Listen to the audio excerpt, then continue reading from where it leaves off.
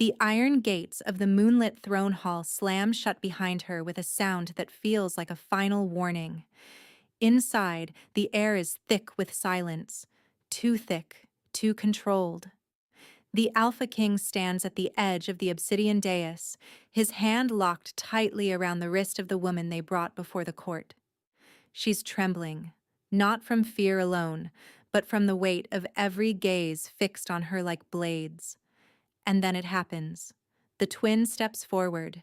Same face, same eyes, same blood. But his voice cuts through the chamber with a dangerous confidence. She was promised to me first. You don't get to take what was never yours.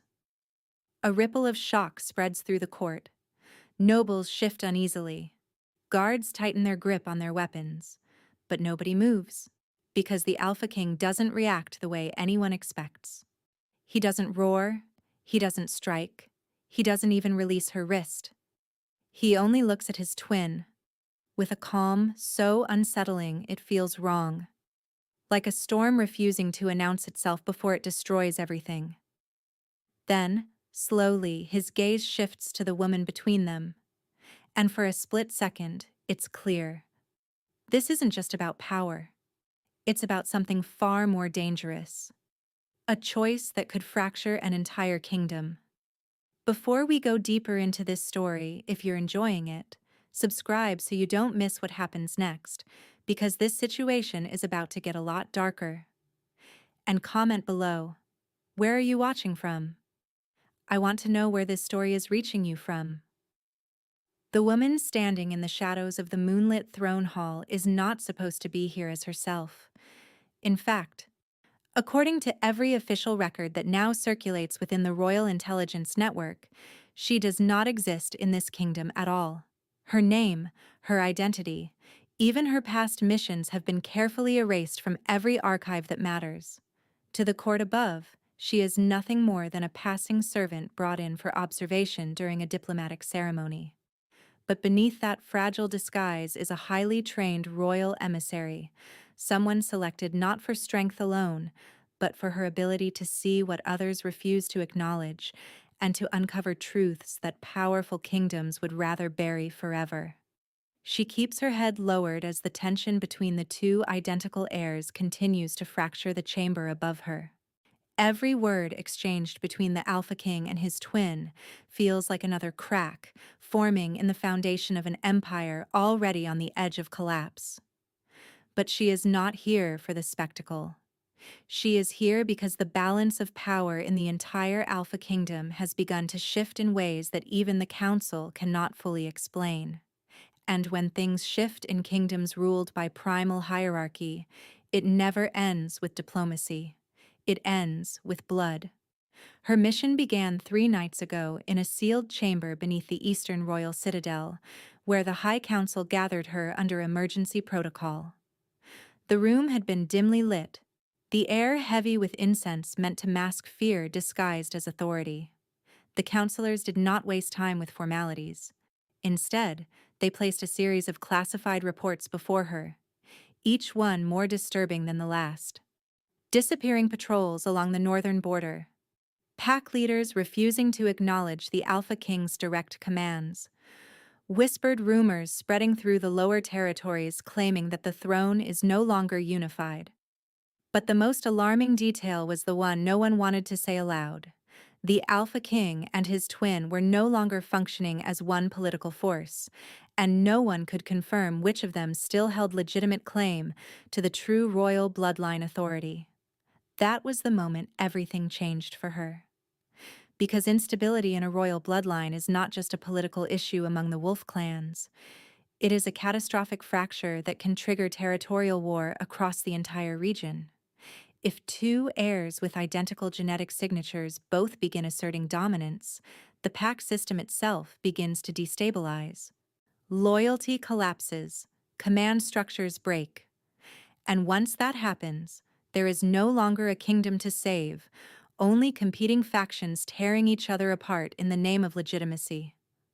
Her assignment was clear, though it came with a weight that no official document could ever fully capture.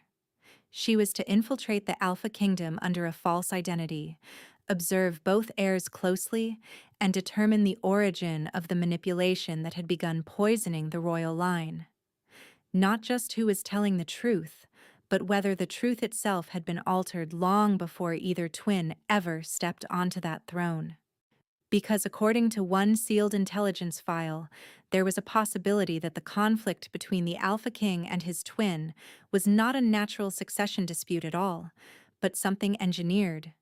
A deliberate fracture introduced into the bloodline. And if that were true, then the enemy was not one of the twins. It was whoever had the ability to manipulate them both. The emissary adjusts the simple fabric of her disguise as she listens to the echo of raised voices above her. She has studied kingdoms before.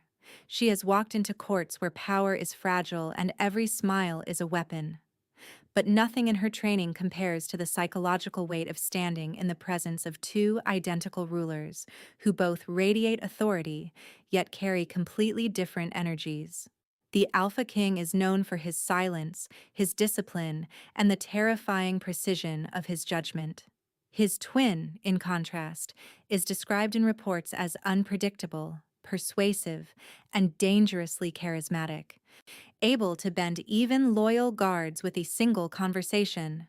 What unsettles her most is not their similarity, but the way others react to them. The court does not respond as if it is confused. It responds as if it has already chosen sides, but is too afraid to make that choice visible. That alone suggests that influence has already been corrupted at the highest level. Someone has been shaping perception long before she arrived. Her cover identity is simple. A low-ranking archival assistant assigned temporarily to the Royal Documentation Wing. It is a role designed to keep her near the information flow without drawing attention. But in reality, her true purpose extends far beyond observation. She has been trained in psychological extraction, coded language interpretation, and high-level infiltration of noble systems where information is more valuable than weapons. She can read a room the way others read text. She can detect hesitation in breath patterns, deception in eye movement, and fear in the micropauses between words. And right now, every instinct she has is screaming that this entire court is built on a lie that is close to breaking open. Before entering the Alpha Kingdom, she was warned repeatedly about one thing. Do not assume the twins are the origin of the conflict. In most royal disputes, the heirs are simply the visible surface of a deeper manipulation. Power struggles of this scale are rarely spontaneous. They are cultivated. And in this case, the intelligence briefing hinted at something even more disturbing, that the Alpha bloodline itself may have been altered through ritual interference years ago, possibly before either heir was even aware of their own identity. That possibility lingers in her mind as she listens to the Alpha King's voice cut through the hall again. It is controlled, measured, but beneath it lies something restrained, like a force that has learned not to reveal itself unless necessary. His twin responds immediately, too quickly, as though he has been waiting for this exact moment. The contrast is subtle but critical. One calculates, the other provokes. And in between them stands a woman who was never meant to be part of this equation, yet now finds herself positioned at its center. Her orders are not just to observe, but to survive long enough to uncover the source of manipulation. Because there have already been 3 previous emissaries sent into this kingdom. None of them returned. Officially, they are classified as missing. Unofficially, their records were erased entirely, suggesting something within the kingdom is capable of not just eliminating threats, but rewriting the memory of their existence. That level of control does not come from political power alone. It suggests access to forbidden systems, possibly ancient alpha rights tied to blood memory and ancestral command. The idea that someone might be altering not just decisions, but perception itself, forces her to reassess everything she sees. If the court can be influenced at that level, then even the reactions she is witnessing right now between the twins may not be entirely genuine. One or both of them could already be compromised without realizing it. She shifts slightly in her position, careful not to draw attention, and observes the guards stationed along the perimeter of the hall. They are disciplined, but not relaxed. Their stance reveals hesitation, as though they are waiting for instructions that have not yet been fully agreed upon. That is not normal in a stable alpha court. Loyalty in such kingdoms is typically absolute. The presence of uncertainty among armed guardians is another sign that influence is fractured at multiple layers. Her mind returns to the briefing once more, specifically the final line spoken by the council leader before she was dismissed. Do not trust the throne. Do not trust the twin. And, above all, do not assume the war has not already begun. At the time, she had interpreted it as caution. Now, standing inside the kingdom itself, she understands it was not caution, it was confirmation. The mission is no longer about preventing conflict. It is about identifying whether the conflict has already been orchestrated beyond the point of reversal. And somewhere in this hall, between two identical heirs and a court pretending to remain loyal, the origin of that orchestration is already in motion. The moment she fully absorbs the reality of the throne hall, she realizes the mission is not simply about two heirs competing for dominance, but about two completely different interpretations of what power itself is meant to be. The Alpha King and his twin do not just stand on opposite sides of the chamber. They represent opposing forces that feel almost like reflections of the same original source, split into incompatible realities. And the more she studies them, the more she understands why the kingdom is beginning to fracture in ways no one can easily contain. The Alpha King is the kind of ruler who does not need to raise his voice for the entire room to obey him. There is something about the way he stands that forces attention without demanding it. His posture is still, almost unnervingly controlled, as if every movement he chooses not to make is part of a larger calculation. He does not waste energy on unnecessary expression. Even his silence feels structured, like it has been designed for maximum psychological pressure. When he looks at someone, it is not a glance. It is an evaluation. And when he stops looking at them, it feels like dismissal in its purest form. He carries the reputation of a ruler forged through restraint rather than chaos. In the intelligence reports she studied before entering the kingdom, he is described as the type of alpha who believes emotion is a vulnerability that must be mastered rather than expressed. He has never been seen losing control in public. Even during border uprisings or internal pact disputes, his responses are precise and minimal. He does not react in bursts. He reacts in decisions. And those decisions tend to erase problems permanently rather than temporarily. But what makes him dangerous is not simply his discipline. It is the implication that beneath all that control, means there is something far more volatile that he has chosen never to reveal. The reports hint at moments where entire squads went missing after crossing him, not through open warfare, but through silent, untraceable command executions. There are rumors that he can end conflicts without ever raising a blade, simply by restructuring loyalty chains within hours. Whether those rumors are true or exaggerated, they contribute to the atmosphere around him. A ruler whose power is not loud, but absolute in its efficiency. And yet, despite all of that control, there is something unsettling about him in this moment. Because he is not reacting the way a dominant alpha typically would when challenged publicly by someone claiming equal legitimacy. He is not escalating. He is not asserting dominance through aggression. Instead, he is observing, calculating, waiting. That patience does not feel like hesitation, it feels like containment, as if he is holding something back that would permanently alter the structure of the room if released. Across from him stands the twin, and where the Alpha King embodies restraint, the twin embodies disruption. His presence is not silent, it spreads. He does not simply stand in the room, he occupies it in a way that makes space feel unstable. His expression is easier to read, or at least it appears that way at first glance. There is confidence in his posture, but it is not the controlled confidence of calculated authority. It is the confidence of someone who understands how to make people doubt what they already believe. When he speaks, it is with a tone that carries familiarity, as though he has already established emotional access to everyone listening. Unlike the Alpha King, who distances himself through precision, the twin closes distance through relatability. He smiles in a way that feels intentionally disarming, and that alone causes subtle shifts among the court members. She notices how quickly certain nobles respond to him with unconscious approval, while others stiffen as if resisting influence they do not want to admit they feel. The intelligence reports labeled him unpredictable, but that word feels insufficient now that she is observing him directly. Unpredictability suggests randomness. What she sees instead is adaptability. He adjusts his tone based on reaction.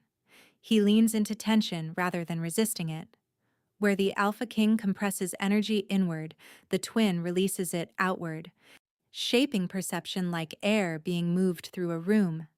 That makes him dangerous in a different way, not because he dominates through force, but because he infiltrates through perception.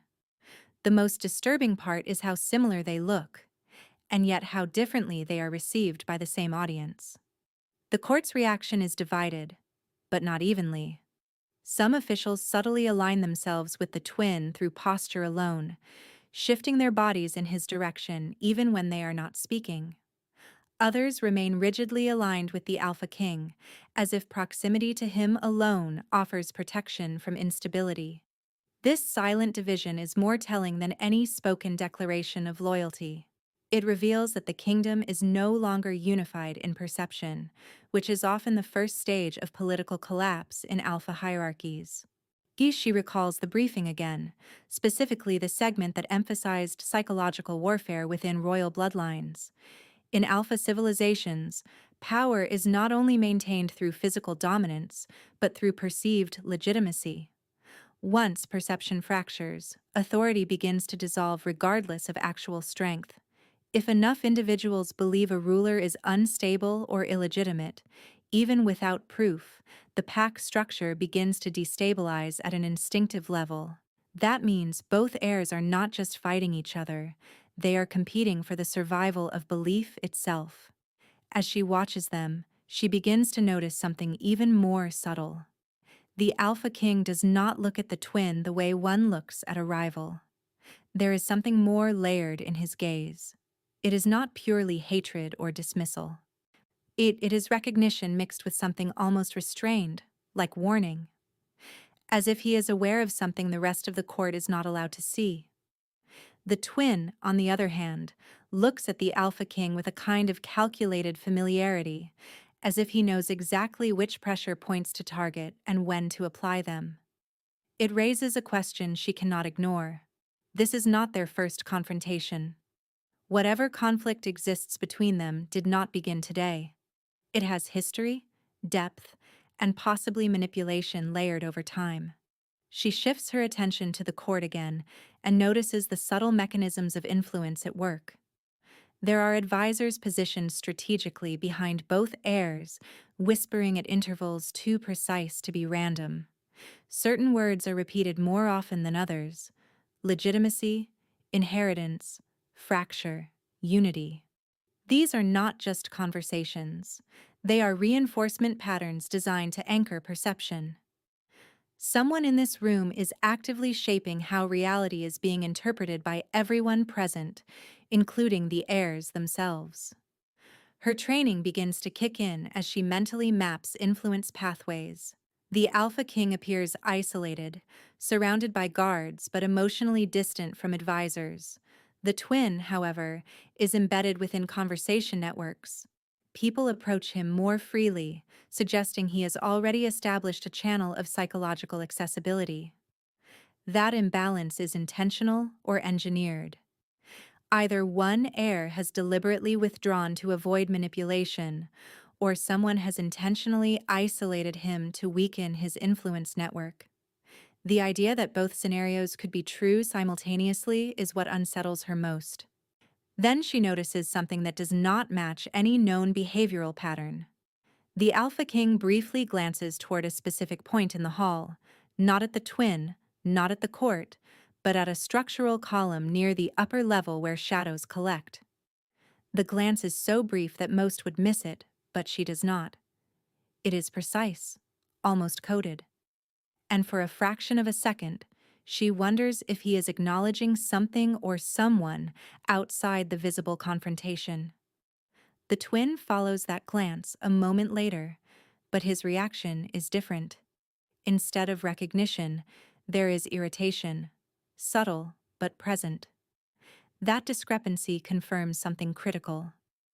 Both of them are aware of influences beyond the visible court dynamics, but they interpret them differently.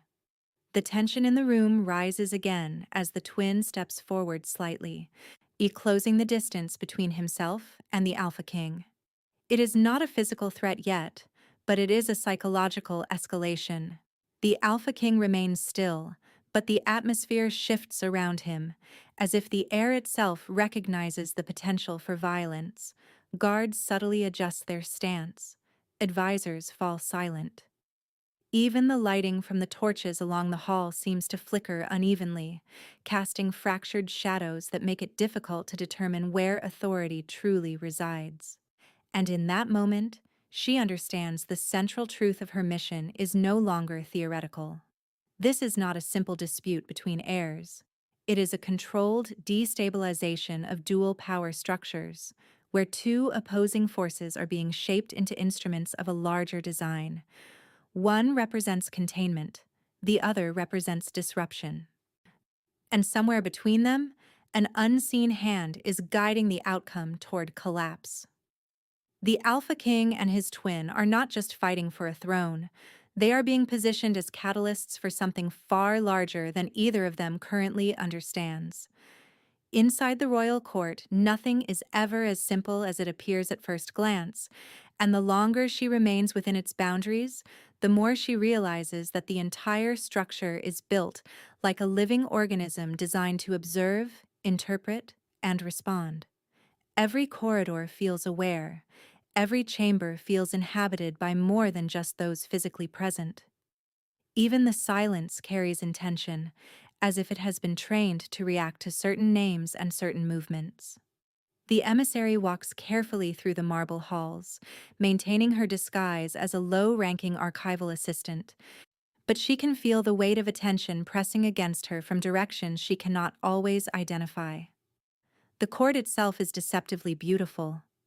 Grand pillars carved from black stone line the main corridors, etched with ancient alpha runes that predate the current ruling bloodline. Chandeliers made of crystalline bone hang from high ceilings, casting fractured light that bends strangely across polished floors. At first, it feels like opulence, but the longer she observes it, the more she realizes that every architectural detail serves more than aesthetic purpose. The positioning of statues creates blind spots that are not truly blind. The curvature of hallways directs movement in subtle patterns that prevent large groups from gathering undetected. Even the spacing between guards along the perimeter feels calculated, designed to ensure that no single area is ever fully unmonitored. It is not just a court. It is a surveillance system disguised as tradition. As she moves deeper into the administrative wing, she notices the first layer of behavioral irregularity. Nobles who pass her in the corridors offer smiles that are too precise to be natural. They are not expressions of warmth or politeness. They are signals.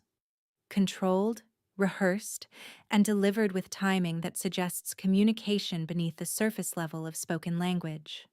In alpha political environments, body language is often used as a secondary form of intelligence exchange, but here it feels more coordinated than usual, as if multiple factions are operating within a shared framework of silent messaging. One noble woman with silver-streaked hair pauses beside her briefly, to her smile never reaching her eyes.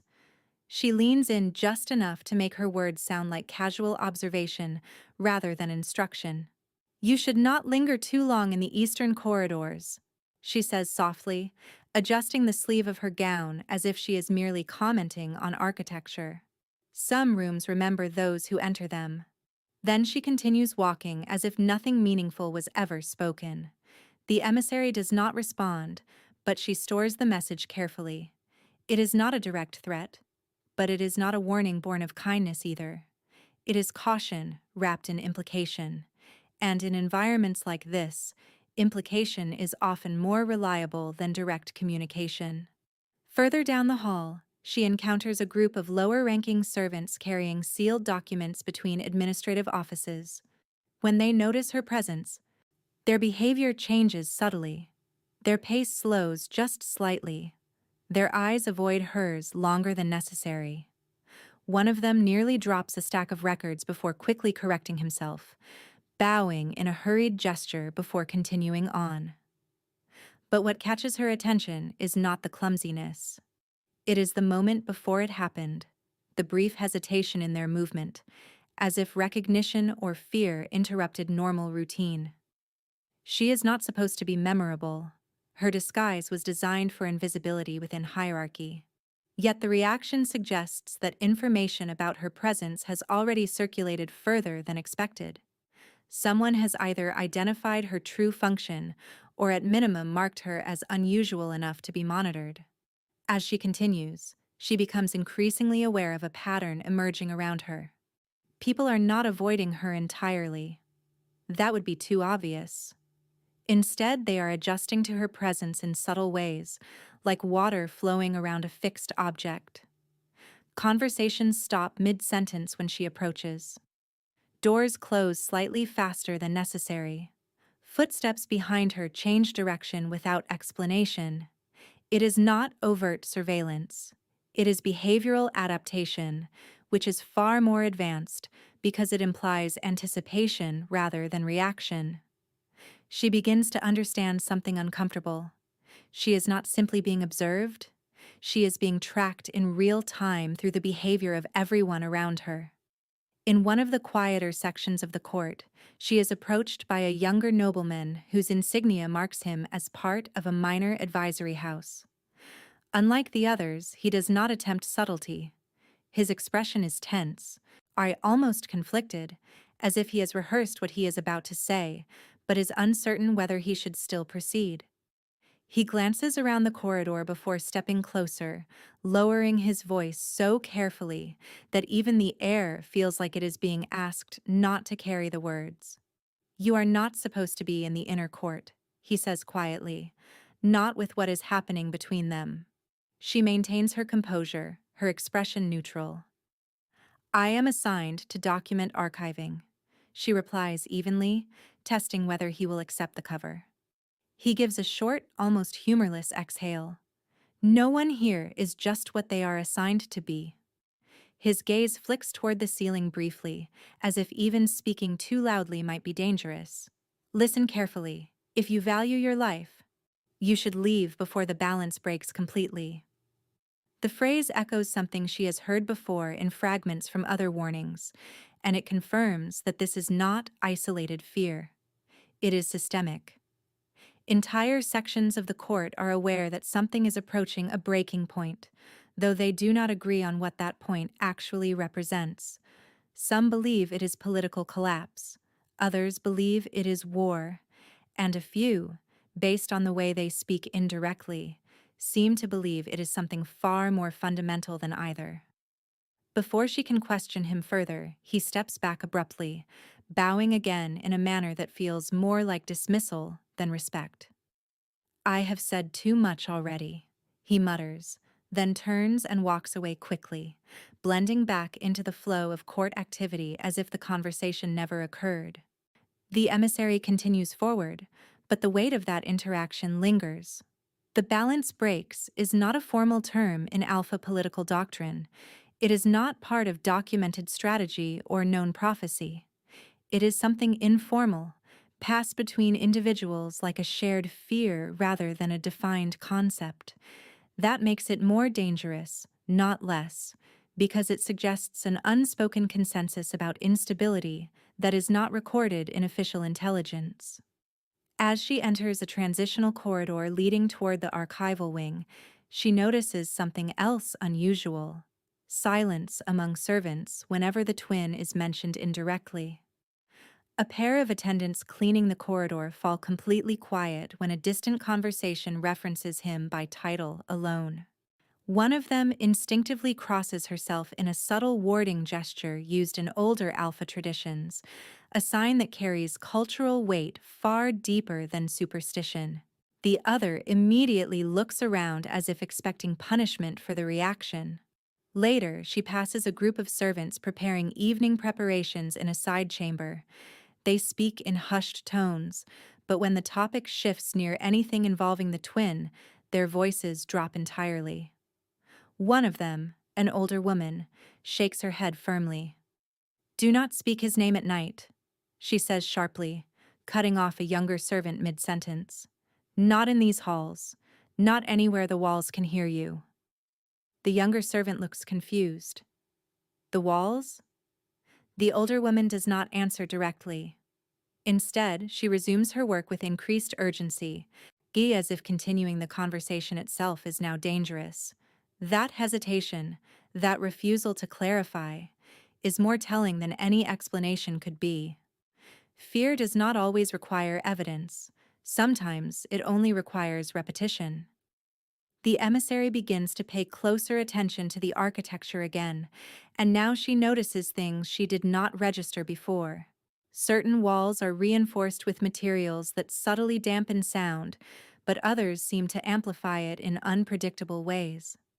Some corners of the hall feel acoustically distorted, as if voices linger longer than they should. There are also faint markings near ceiling edges, too faint for casual observation, possibly part of a monitoring system or symbolic deterrent used to reinforce psychological pressure. And then she notices something that changes her interpretation of everything so far: a reflection that does not match movement. As she passes a polished section of black stone wall, she catches a brief glimpse of herself and the corridor behind her. At first, everything appears normal. But a fraction of a second later, she notices a distortion in the reflection. Someone standing at a distance behind her, partially obscured, watching. When she turns sharply, there is no one there. The corridor is empty except for a faint echo of footsteps that could belong to anyone or no one at all. Her breathing remains steady, but internally, she recalibrates immediately. Either she is being followed by someone trained in counter-surveillance techniques so advanced they can vanish in plain sight. Or the court itself contains observational mechanisms that do not operate in visible space. Both possibilities are equally concerning. As she continues toward the archival section, she becomes increasingly aware that her movements are no longer solitary. Every turn she takes feels mirrored by unseen coordination. Doors open slightly before she reaches them. Guards reposition themselves just outside her line of sight. Conversations pause when she is near and resume when she passes. It is no longer passive awareness. It is active tracking. At one point, she stops deliberately in a narrow corridor to test the pattern. She waits without moving for several seconds. The silence stretches unnaturally. Then, somewhere above her, a faint shift occurs. Footsteps adjusting position in response to her stillness. Someone, or something, is recalculating her location in real time. That is the moment she understands fully. She is not walking through a court. She is moving through a system designed to observe her responses, measure her decisions, and anticipate her intentions before she fully commits to them. And if she is being monitored this precisely, then the reason is no longer just suspicion. It is confirmation that her presence here was expected long before she arrived. The restricted royal archives are not located where most of the court believes they are, and that alone tells her everything she needs to know about how carefully the kingdom has been designed to protect its own secrets. On official maps, the archival wing is marked as a simple administrative sector used for record keeping, diplomatic documentation, and historical preservation. But the deeper she moves through the lower corridors beneath it, guided only by the quiet rhythm of her training and the subtle inconsistencies she has learned to recognize, the more she understands that the surface level archives are nothing more than a controlled layer of truth, a curated version of history meant for public consumption and low level officials. The real archives are hidden below that. Accessing them requires more than authorization codes or physical keys.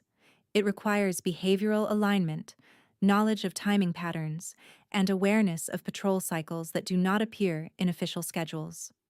The emissary waits until the shift change between the second and third guard rotations, when attention naturally disperses due to ritual transition procedures embedded in the castle's security doctrine.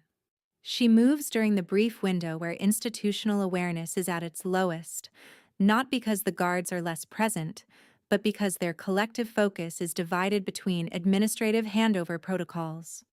It is a subtle flaw in any system that relies on human coordination rather than automated control. And she has been trained to exploit exactly these kinds of imperfections. The corridor leading downward is narrower than expected, carved from older stone that predates the current palace structure. The air changes as she descends. It becomes cooler, heavier, as if the building itself is exhaling into deeper memory. The lighting here is not decorative but functional, dim lanterns embedded into alcoves at irregular intervals. There are no decorative symbols, no ceremonial markings, only utility and silence. That absence of identity is its own form of warning. In most kingdoms, the deeper you go, the more sacred or protected the space becomes. Here, the deeper she goes, the more deliberately erased it feels. Eventually, she reaches a sealed door made of dark reinforced ironwood, bound with silver locking bands etched in ancient alpha script. The markings are not decorative either. They are binding seals, designed not just to restrict access physically, but to deter psychological intrusion. There is an old belief among alpha bloodlines that certain truths should not be witnessed without consequence, and that perception itself can be conditioned to resist knowledge. Whether or not she believes in the metaphysical aspects of such seals is irrelevant. What matters is that enough people in this kingdom believe in them to make them function as deterrents. She produces a small identification token embedded with falsified archival credentials, but she does not rely on it. Instead, she studies the locking mechanism closely, noticing that it is not purely mechanical. There is a secondary pattern system that responds to pressure rhythm, likely tied to an internal monitoring network. That means brute force or unauthorized entry would not only trigger alarms, but likely notify a separate layer of oversight she has not yet fully mapped. So she waits, observing, recalibrating. Then she replicates a sequence of subtle pressure variations on the door's outer seal, mimicking the cadence of authorized archival retrieval procedures she memorized from intercepted documentation weeks earlier. The mechanism responds with a low, almost reluctant sound. Not a full unlocking, but a partial release. Enough. The door opens inward without dramatic resistance, revealing a chamber that does not appear on any official architectural record she has studied. It is vast, far larger than the structural layout of the palace should logically allow. The ceiling disappears into darkness above, supported by pillars arranged in geometric patterns that suggest intentional concealment of spatial design. The walls are lined with endless shelves containing sealed scrolls, stone tablets, and metallic record capsules, each marked with layered encryption symbols belonging to multiple eras of governance. This is not just an archive, it is a controlled memory vault, a place where history is not preserved, but curated, edited, and in some cases, rewritten entirely. She steps inside slowly, careful not to disturb the stillness. The silence here is different from the court above. There, silence feels like anticipation. Here, it feels like conclusion, like everything that was meant to be said has already been decided, and what remains is only the stored aftermath of choices made long ago. Her eyes scan the nearest shelves, and she notices something immediately wrong in the organization of records. Entire sections are mislabeled, not by accident, but by design. Chronological sequences do not align with known historical timelines. Some records are duplicated under different classification codes, while others are deliberately fragmented across multiple storage points. This is not archival preservation. This is structural obfuscation. She moves deeper, led drawn instinctively toward a central circular platform at the heart of the chamber. Above it hangs a suspended mechanism of crystalline chains that converge into a single sealed containment sphere. The sphere pulses faintly with embedded energy signatures, suggesting it is not merely symbolic, but actively maintained. Beneath it lies a pedestal carved from obsidian stone, upon which rests a sealed document bound in silver and dark crimson thread. Even before touching it, she knows this is not ordinary documentation. The seal is marked with the royal insignia of the Alpha bloodline, but layered beneath it is a secondary symbol she does not recognize at first.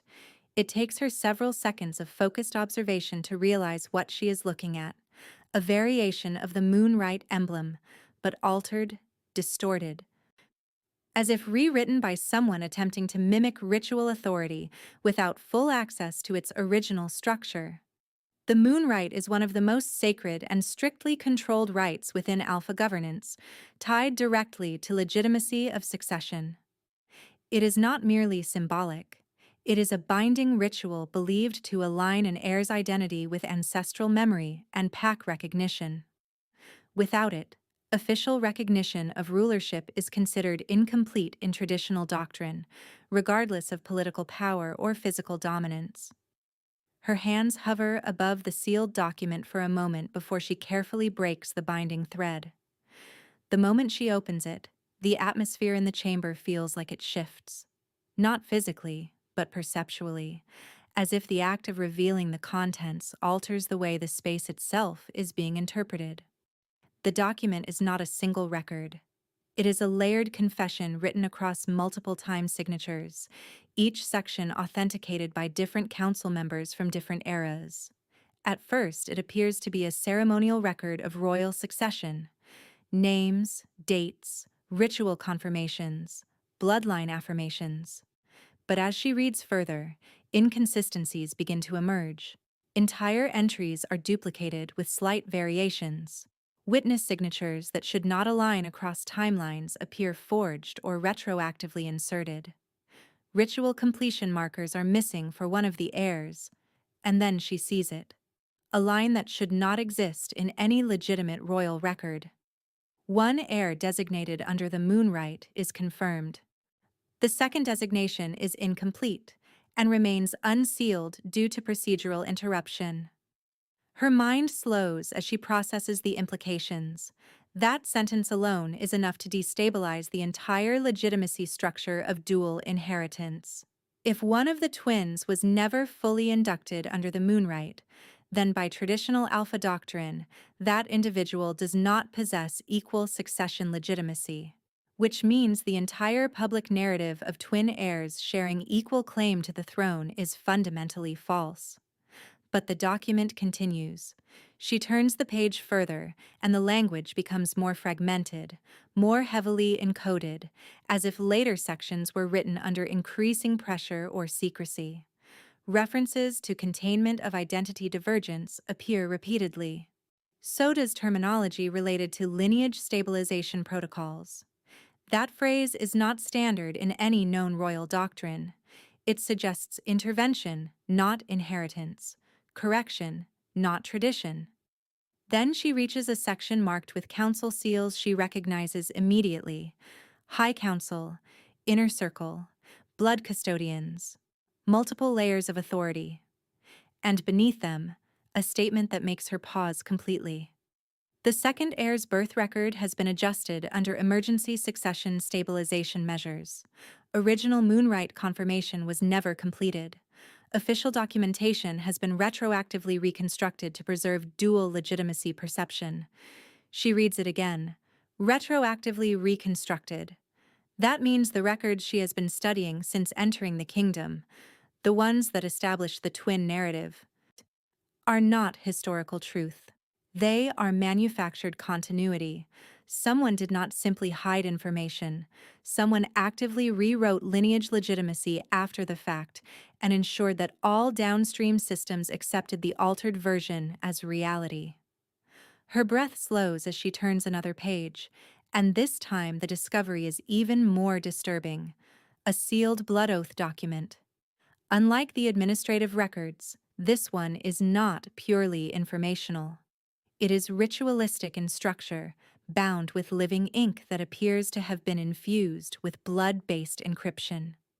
The oath is signed by multiple inner council members, each binding themselves not only to secrecy, but to active enforcement of the rewritten lineage narrative. The language is absolute. It does not request compliance.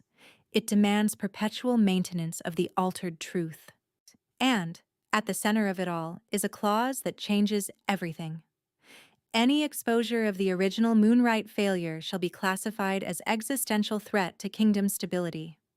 All corrective actions, including elimination of external observers and internal memory restructuring, are authorized under Sovereign Preservation Protocol. That is when she understands why previous emissaries never returned. They were not simply removed. They were classified as threats to reality stability itself. Her focus sharpens as she continues examining the oath, and she notices something buried beneath the primary signatures, a secondary annotation, smaller, almost hidden within the binding script. It references a chamber designation she does not recognize at first, but when she cross-references it mentally with architectural inconsistencies she observed earlier, she realizes it corresponds to a physical location beneath the archives, a hidden chamber within a hidden chamber. She moves immediately, retracing her steps deeper into the vault, following subtle structural anomalies she ignored before. A section of wall that does not align perfectly with adjacent stonework. A faint resonance difference when her hand passes over certain panels. Eventually, she locates it. A concealed access seam integrated into the shelving system itself, activated not by force but by sequence alignment between stored records. When she triggers it correctly, the wall behind the shelves shifts silently, revealing a narrow passage leading further into darkness. She enters. The space beyond is smaller, more controlled, almost surgical in its design. Unlike the vast archive chamber, this one feels intentionally constrained. There are fewer records here, but each one is carefully isolated, mounted on individual stands as if they require special containment. At the center of the room is a single circular table surrounded by council seating arrangements, suggesting this was once used for private deliberation rather than storage. And there, at the center of the table, she finds it. The original lineage registry, not the reconstructed version, not the public record. The original. As she opens it, the truth becomes unavoidable. One of the twins was never officially born under the Moonright. Not incomplete. Not delayed. Never completed at all. And that changes everything she thought she understood about the Alpha King, his twin, you and the entire foundation of the kingdom's current political identity.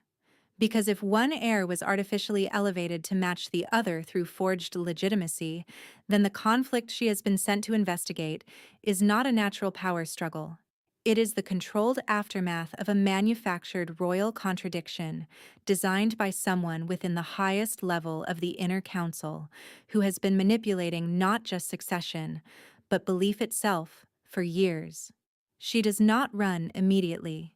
even though every instinct in her body is now screaming that staying another second inside the hidden chamber increases the probability of capture. Instead, she takes what she needs with precision, not panic. The original lineage registry is carefully folded into a concealed document sheath lined beneath her outer cloak, and the sealed blood oath fragments are transferred into a secondary retrieval pouch designed for sensitive intelligence transport. Her movements are controlled, deliberate, almost mechanical, because she understands something fundamental about situations like this. Survival is not determined by speed alone, but by timing, awareness, and the ability to appear as though nothing has changed even when everything has. The hidden chamber behind the archives feels different now that she knows what it contains. It is no longer just a repository of falsified history. It is evidence of long-term structural manipulation of an entire kingdom's identity framework. But she does not allow herself to linger on the emotional weight of that realization. Emotional processing comes later. Right now, she is still inside enemy architecture, and the moment she exits this space, everything that has been watching her will either tighten or collapse around her, depending on how quickly she adapts. She retraces her steps back through the concealed passage, carefully restoring each access point to its original position. The shelves shift back into alignment. The hidden seam seals itself with silent precision. To anyone observing the chamber after her departure, there will be no obvious indication that anything was accessed. That is what makes systems like this so dangerous. They are not designed to prevent entry, but to delay discovery. As she moves back through the lower archive corridors, she becomes aware of a shift in the atmosphere. It is subtle at first, almost imperceptible, but her training allows her to register it immediately. The rhythm of movement in the surrounding environment has changed. Footsteps that previously followed predictable cycles are now irregular. Conversations that once faded when she approached now cease entirely before she arrives. Even the lighting along certain corridors appears slightly dimmer, as if power distribution has been redirected away from public pathways. This is not normal adaptive surveillance behavior. This is containment preparation. Someone has noticed that something has been taken. She adjusts her pace, maintaining the appearance of routine movement, but internally she recalibrates every exit route she has mapped since entering the palace. The archives are no longer just a research environment. They have transitioned into an active containment zone, which means extraction protocols are now in motion, whether officially authorized or not. She turns a corner into a transitional corridor that leads toward the upper administrative wing, and that is when she sees him. The royal advisor. He is standing exactly where no one should logically be waiting at this hour, positioned beneath a narrow archway between two structural pillars that cast long shadows across the marble floor. At first glance, he appears calm, composed, as though he is simply waiting for passage to clear. But the moment their eyes meet, the subtle illusion collapses. His posture is too still, too intentional. There is no uncertainty in his stance, only confirmation. For a fraction of a second, neither of them moves. Then he smiles. It is not the polite, diplomatic smile she has seen him use in court. It is something stripped of performance, something closer to recognition. "I was wondering how long it would take," he says softly. Her expression remains controlled, but internally, every warning system she has is now fully active. The advisor is not a minor political figure. He has been present in nearly every major advisory council meeting since her arrival, always positioned just outside direct decision-making but close enough to influence outcomes. He is trusted by both factions of the court, which is precisely what made him invisible. "You should not be here," she replies evenly, testing tone, probing for reaction. He tilts his head slightly, as if considering the statement. "Neither should you," he answers. "And yet, here we are." both standing in a place that was never meant for us to see. The phrasing is deliberate, not defensive, not confused, affirming. Her grip tightens subtly beneath her cloak, closer to the concealed evidence. Step aside, she says quietly. This does not concern you. That earns a low, almost amused exhale from him. Everything concerning the Alpha Throne concerns me, he replies. Then his gaze shifts slightly downward, just enough to indicate awareness of what she is carrying, without directly acknowledging it. Especially when it involves rewritten bloodlines. The moment that phrase leaves his mouth, the air changes. Not metaphorically, not emotionally, structurally. Because now she knows with absolute certainty that he is not reacting to speculation, he is reacting to knowledge. The advisor takes a slow step forward, and in that movement, something about the corridor feels subtly wrong, as if distance itself has adjusted to accommodate him. You found the registry, he says quietly, almost conversationally. I was hoping the older seal would have held longer. There is no surprise in his voice, only confirmation. She does not respond immediately. Instead, she evaluates the corridor behind him, calculating escape routes, structural weaknesses, guard response times. But she quickly realizes something more concerning. There are none. Not because the space lacks exits, but because every potential route is now subtly compromised by his positioning. He is not blocking her physically. He is shaping the environment so that movement away from him would require exposure. You engineered the twins, she says finally, her voice steady. His smile returns, but this time it carries something sharper. Engineered is such a harsh word, he replies. I prefer guided. That single correction reveals more than any confession could. The emissary feels the full weight of realization settle into place. The fragmentation between the Alpha King and his twin was not an accident of succession or a failure of ritual continuity. It was constructed. Purposefully designed divergence, layered over time, reinforced through manipulated documentation, controlled perception, and institutional reinforcement. You created conflict between them, she says, more statement than question now. I created balance, he corrects again gently. Two interpretations of authority, two expressions of dominance. One stable structure cannot be controlled easily, but a divided one. He pauses slightly, as if savoring the implication. A divided one can be guided indefinitely. The implication is chilling in its simplicity. He did not simply alter lineage records. He did not merely obscure truth. He designed a system in which both heirs would exist in perpetual opposition, ensuring that neither could fully stabilize long enough to challenge the underlying structure of power he controls. And the moonlight? She asks carefully. This time, his expression shifts slightly. Not into anger. Not into defensiveness. Into something closer to satisfaction. A necessary adjustment, he says. Legitimacy requires perception. Perception requires consistency. One heir had to carry the burden of completeness. The other had to carry the illusion of equality. Her mind connects the final pieces rapidly. The Alpha King's restraint. The twins' volatility. The court's divided perception. The forged records. The emotional polarization of the entire kingdom. It was not chaos. It was architecture. You turn them into weapons against each other, she says quietly. He inclines his head slightly, acknowledging the accuracy. I turn them into stabilizers, he replies. Conflict prevents stagnation.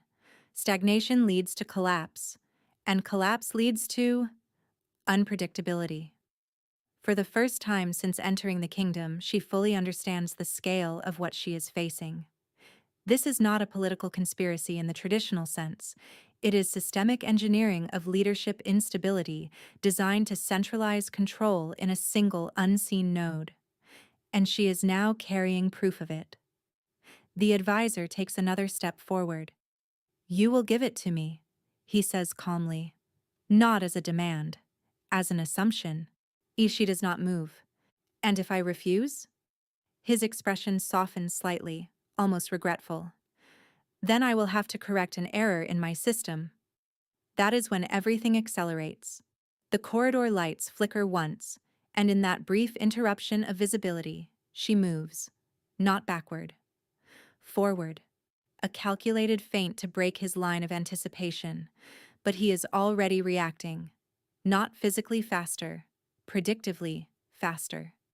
Because he has been tracking her behavioral patterns since the moment she entered the archives. She realizes too late that the entire conversation was not a negotiation, it was an analysis window. Every word, every pause, every micro-response has been used to refine his understanding of her decision-making structure. The first strike does not come from him directly, it comes from the environment. A hidden locking mechanism activates, sealing the corridor exits behind her with heavy stone reinforcement. The space compresses into a controlled containment zone. Now it is no longer about escape routes, it is about survival within constraint. But before the situation can fully stabilize in his favor, a sudden shift occurs in the far end of the corridor. A new presence, the Alpha King. He does not enter loudly, he does not announce himself. He simply appears at the edge of the corridor like a pressure wave that has finally reached its destination. The advisor's attention shifts immediately, and for the first time, something resembling caution enters his expression. So, the king says quietly, his voice echoing just enough to fill the space without overwhelming it. This is where you have been hiding your hands." The advisor smiles faintly. "I was wondering when you would stop observing."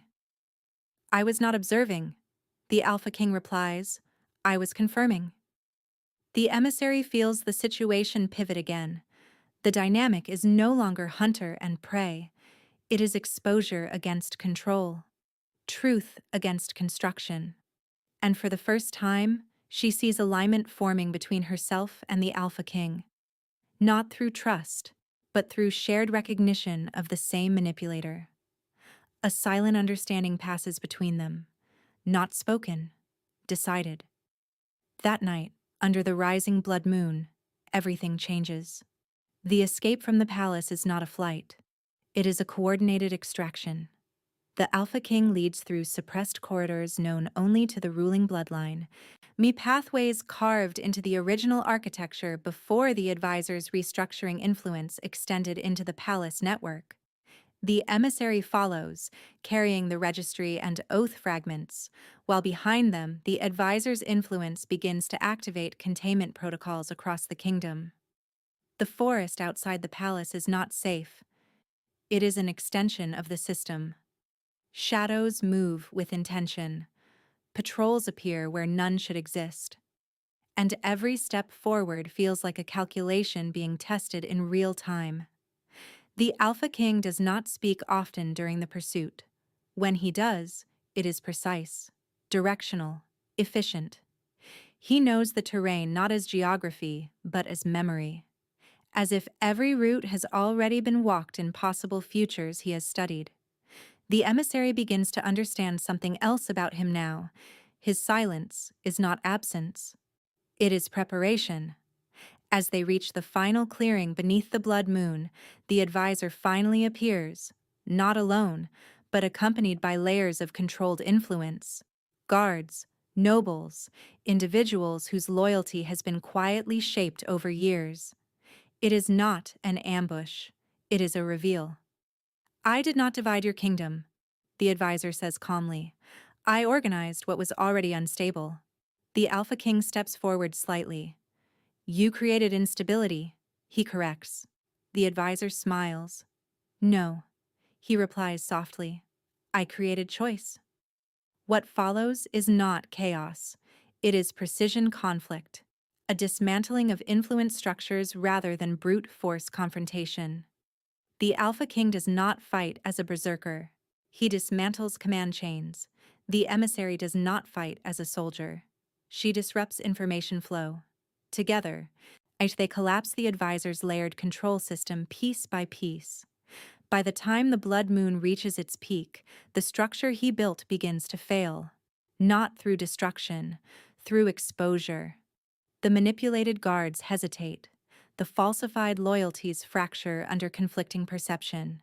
The advisor's authority, once absolute in subtlety, collapses under the weight of revealed contradiction. And finally, he is no longer in control. The aftermath is quiet in a way that feels almost unnatural after everything that came before it. The forest no longer feels like it is watching. The palace no longer feels like it is calculating. For the first time, the system is no longer actively shaping behavior. The advisor is restrained, his influence dismantled not through violence alone, but through the collapse of the framework he built. The twins, however, do not immediately celebrate, because something else has changed. The Alpha King stands apart from the remnants of the confrontation, the blood moon casting long shadows across his form. The emissary approaches cautiously, expecting resolution, expecting closure. Instead, she finds something unfamiliar in him: stillness, not controlled authority, not calculated dominance, uncertainty. For the first time, the Alpha King does not look like a ruler executing certainty. He looks like someone recalculating identity after discovering that the foundation he stood on was shaped by someone else. He turns slightly toward her. His voice is lower than before. Not commanding. Not strategic. Personal. If everything you believed about me was controlled by lies, would you still stay?